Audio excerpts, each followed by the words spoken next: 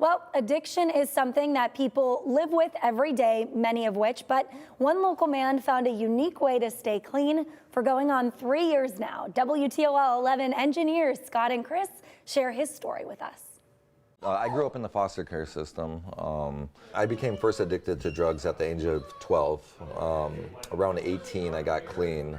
And then around 25, I fell back into addiction. One of my lowest points was after my dad had knee surgery. He had a prescription of Vicodin years ago.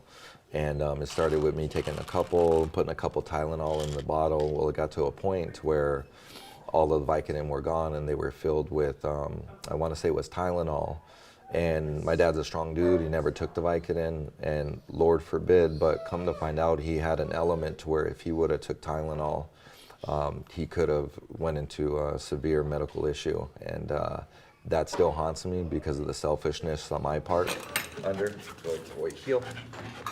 The ability to teach dogs just more than the average sitting and downing and all that kind of stuff, like it became a hobby to where, say like my personal dog, he'll do a handstand, he'll bounce off the wall, you know, just different things like that. So then it was the creativity of being able to teach basic obedience, but in the same context, you could pretty much mold a dog if it has the drive to do anything that you want it to do. So to me, it was very addicting.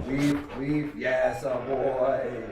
Good boy. My dogs offered me love, obviously affection, and as weird as it may seem, like my one dog's 10 years old, but she's never said a word to me in her life, but she knows me a lot better than a lot of people that I know.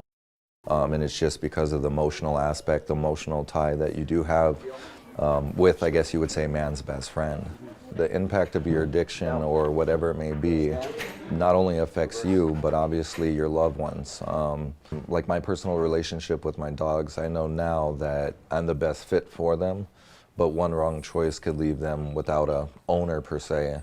And you know, I'm not willing to take that risk, and they give me the motivation to drive. Some people have kids, which you know is very beneficial. It's a motivating factor to get their lives together. To me, it's my dogs and helping my community.